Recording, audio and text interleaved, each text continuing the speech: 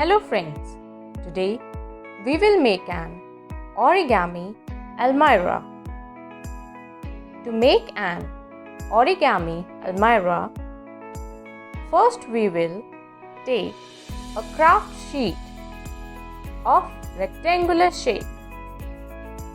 Here I have taken blue color sheet. You can take any colored sheet.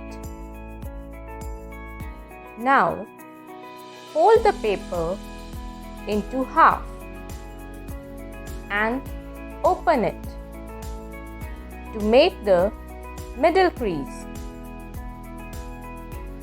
First, we have to fold the left edge inwards to meet the middle crease. Now, we will fold the right edge inwards. Both edges should meet the middle crease. Make handles of Almirah with a black sketch pen. Our paper Almirah is ready. Let's see what is the shape of Almirah.